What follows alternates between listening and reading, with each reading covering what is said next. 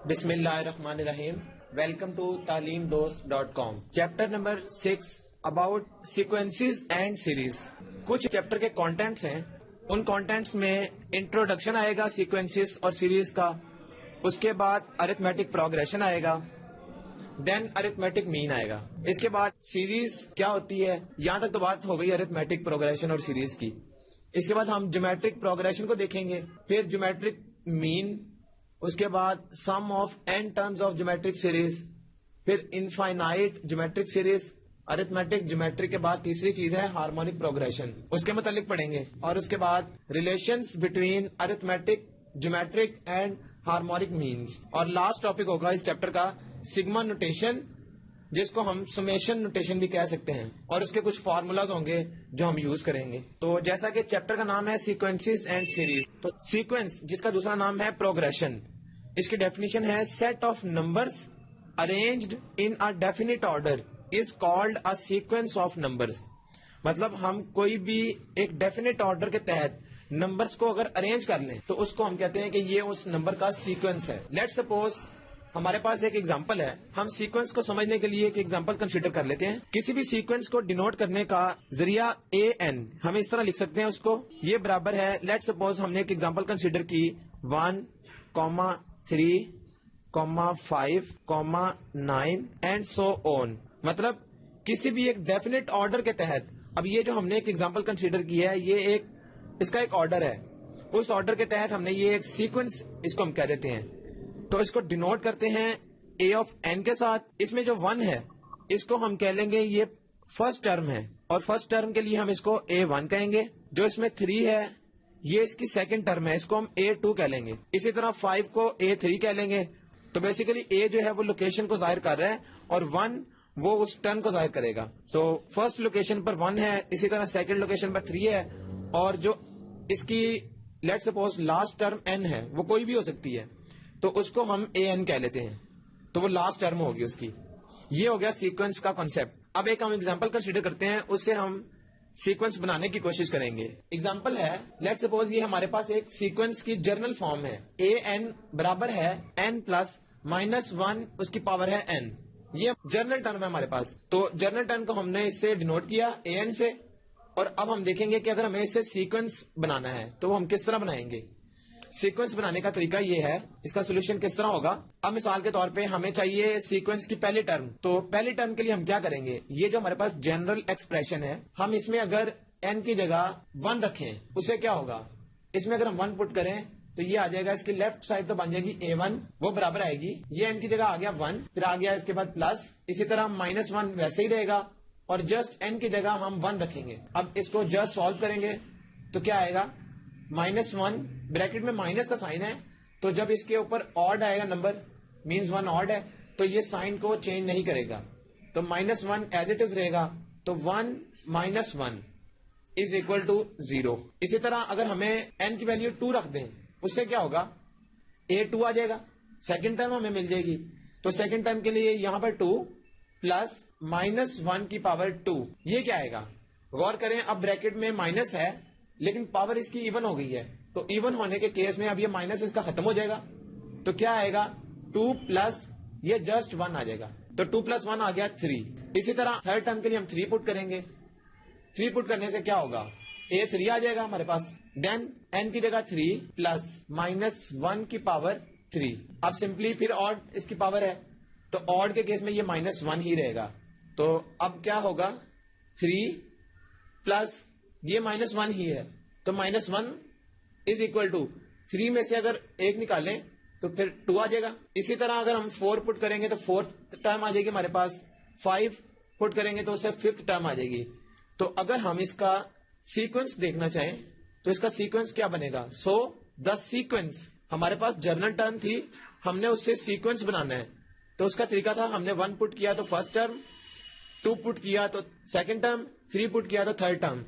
अगर हम इसको ऑर्डर में लिख लें, एक डेफिनेट ऑर्डर इसका बना लें, तो वो क्या आएगा, सबसे पहले आ रहा है 0, सेकंड नंबर इसका आ रहा था 3 है, थर्ड इसमें आ रहा था 2, देन अगर हम 4 पुट करेंगे तो उससे हमें वैल्यूज मिल जाएंगी। तो ये हमारे पास एक सीक्वेंस आ गया।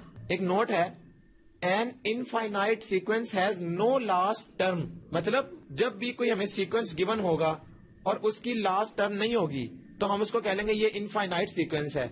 या दूसरे वर्ड्स में हम ये कह सकते हैं कि किसी भी इनफाइनाइट सीक्वेंस की आखिरी टर्म नहीं होती, तभी वो इनफाइनाइट सीक्वेंस है। सीक्वेंस से मुतालिक एक क्वेश्चन है, write first to 21st 26th terms of sequence whose general term an is equal to -1 की पावर n+1। अब दोबारा हमारे पास जनरल टर्म आ गई है। क्वेश्चन में हमें डिमांड है कि हमने पहली दो टर्म 21वीं टर्म और 26वीं टर्म बतानी है सीक्वेंस की। तो सीक्वेंस की जनरल टर्म हमारे पास है। जैसा कि हमने पहले देखा कि हमें जोन सी भी टर्म चाहिए होगी जिस नंबर की, हम वो नंबर पुट करेंगे जनरल इक्वेशन में तो हमें वो टर्म मिल जाएगी। अब हमारे पास रिक्वायरमेंट 4 है इसकी। पहली दो टर्म निकालनी है। सोल्यूशन इसका क्या होगा, फर्स्ट टर्म के लिए हम क्या करेंगे, n इज इक्वल टू 1। तो जब हम n की वैल्यू 1 पुट करेंगे तो उससे क्या होगा, ये a1 आ जाएगा। तो -1 पावर 1+1 ये 2 आ गई। अब -1 की पावर इवन है तो ये इसको प्लस कर देगी। इसी तरह हम अगर उसकी सेकंड टर्म लेंगे तो n की वैल्यू हमें 2 पुट करना पड़ेगी। उससे क्या होगा, ये a2 -1 की पावर क्या आ जाएगी, 2 + 1 जो कि बराबर है 3 के। तो -1 की पावर 3। अब ये ऑड पावर है तो इसलिए हम इसके साइन को नहीं चेंज करेंगे, तो -1 आ गया। देन थर्ड उसमें था हमने 26 टर्म निकालनी है, तो उसके लिए जस्ट हम 26 पुट करेंगे तो a26 आ गया। ये असल में डिनोट कर रहा है कि 26वीं टर्म होगी इस सीक्वेंस की। तो क्या आएगा, -1 इसकी पावर 26 + 1 इज इक्वल टू -1 की पावर 27। याद रहे फिर ऑड आ गई इसकी पावर। तो अब क्या होगा, साइन इसका चेंज नहीं होगा। जब इवन आएगी तो साइन चेंज हो जाएगा। लास्ट है इसमें 21 टर्म भी निकालनी है तो वो क्या आएगी, a21 वो बराबर है -1 पावर 21 + 1 विच इज 22। अब ये इवन पावर है तो इवन के केस में हम इसके साइन को रिमूव कर देंगे तो साइन इसका +1 आ जाएगा। अब ये आंसर आ गया first term, second term, 26th term और ये लास्ट में इसका रह गया 21st टर्म। तो ये सिंपली क्वेश्चन है, अगर हमें कोई भी टर्म चाहिए हम उसमें वो वैल्यू पुट करेंगे वो नंबर, तो हमें वो टर्म मिल जाएगी उसकी। थोड़ा सा चेंज अगर क्वेश्चन आ जाए, लेट्स सपोज एक और example, find the sequence if, ये एक उसने हमें जर्नल टर्म दोबारा दे दी और उसमें एक चीज उसने एडिशन दे दी a4, उसकी वैल्यू है 14। अब वो हमसे सीक्वेंस पूछ रहा है। सीक्वेंस निकालने के लिए हमें पहली 2, 3 या 4 टर्म अगर मिल जाए तो हम उसको लिख के उसका वो सीक्वेंस शो कर सकते हैं। लेकिन इसमें अब हमारे पास a1 निकालना है, हमें a2 निकालना है, a3 निकालना है, a4 हमें गिवन है। अब हम करेंगे क्या, जैसा कि ये अब क्वेश्चन है इसको हमने गौर करना है। क्वेश्चन है an -1। इसका मतलब है an है लेट सपोज अगली टर्म, उसमें से सबट्रैक्ट हो रही है n-1 पिछली टर्म। किसी भी अगले टर्म में से पिछली टर्म अगर हम माइनस करते हैं तो ये जर्नल एक्सप्रेशन वो चीज शो कर रहा है। अब हम करेंगे क्या, हमारे पास गिवन a4 है। अगर हम एक टर्म a4 कंसीडर करें तो दूसरी टर्म उसमें a3 हो जाएगी। या दूसरा केस है, अगर हम a5 कंसीडर करें तो पिछली टर्म उससे क्या हो जाएगी, a4। हम कोई एक एग्जांपल इसकी ले लेते हैं। a4 है an, लेट सपोज हमने n की जगह put n is equal to 4। उससे क्या होगा, अगर हम n की वैल्यू 4 पुट करते हैं, ये जो जर्नल एक्सप्रेशन है उसमें, तो होगा क्या, a4 -1 विच इज 3। तो ये 3 आ गया इज इक्वल टू दोबारा n की जगह 4 + 1। अब इसकी जो हमें a4 की वैल्यू गिवन थी, हमें निकालना क्या है, a3। तो सिंपली हम a4 को दूसरी साइड पे ले जाएंगे तो हमें a3 की वैल्यू मिल जाएगी। तो a4 की वैल्यू क्या थी, यहां पर रह गया -a3 which is equal to 4 + 1 5। और ये a4 यहां पर ऐड हो रहा था, दूसरी साइड पर ये सबट्रैक्ट हो जाएगा तो -a4 which is 14। 5 - 14 equal to -9। अब a3 के साथ भी माइनस है और 9 के साथ भी माइनस है, तो a3 की वैल्यू आ गई हमारे पास 9। अब हमने जब n की वैल्यू 4 रखी तो हमारे पास a3 की वैल्यू आ गई। अगर हम 3 रखें तो उससे हमें A2 मिल जाएगा, और लास्ट में हम 2 रखेंगे तो हमें A1 मिल जाएगा। अब हम करेंगे क्या, put n is equal to 3, इससे हमें A2 मिल जाएगा। वो कैसे, अगर हम n की जगह 3 रखें तो A3 minus A3 minus 1 which is 2 is equal to n की जगह क्या आएगा, n आ गया 3 प्लस 1, ये तो बराबर है 4 के। और इसकी लेफ्ट साइड पे अब क्या आएगा, माइनस A2 इधर ही रहने देते हैं, और A3 हमारे पास उसकी वैल्यू गिवन है विच इज 9, तो 4 ये वाला minus 9, 4 minus 9 equal to minus 5, तो ये माइनस और ये माइनस कट गया, A2 बराबर है 5 के। हमारे पास A2 भी आ गया, A3 की वैल्यू भी हमारे पास थी, और A4 भी हमारे पास क्वेश्चन में गिवन है। लास्ट हमें चाहिए A1, तो A1 के लिए हमें N2 पुट करना पड़ेगा।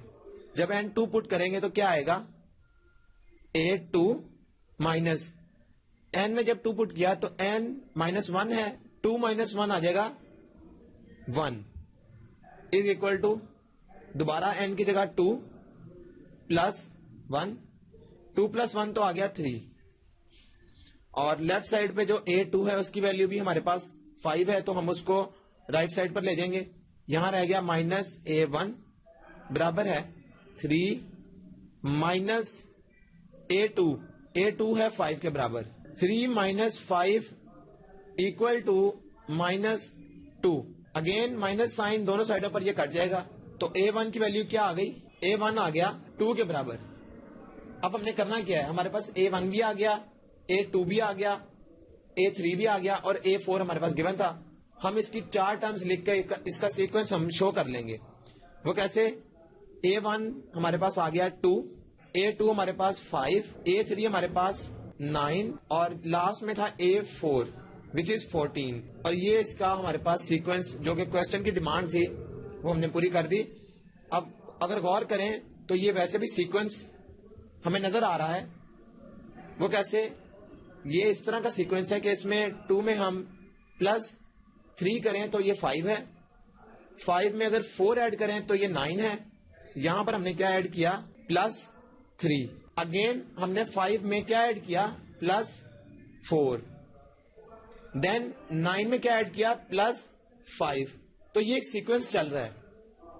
अब क्या होगा, अगर हम इससे अगले टर्म भी लिखना चाहें तो उसमें क्या होगा, प्लस 6, पहले 3 था, देन 4, फिर 5, फिर 6, उसके बाद 7, 8, अगर हमें सीक्वेंस की जितनी टर्म्स मांगी जाएंगी तो हम वो आराम से लिख सकते हैं। तो ये एक प्रॉपर सीक्वेंस है, एक डेफिनेट ऑर्डर है उसका।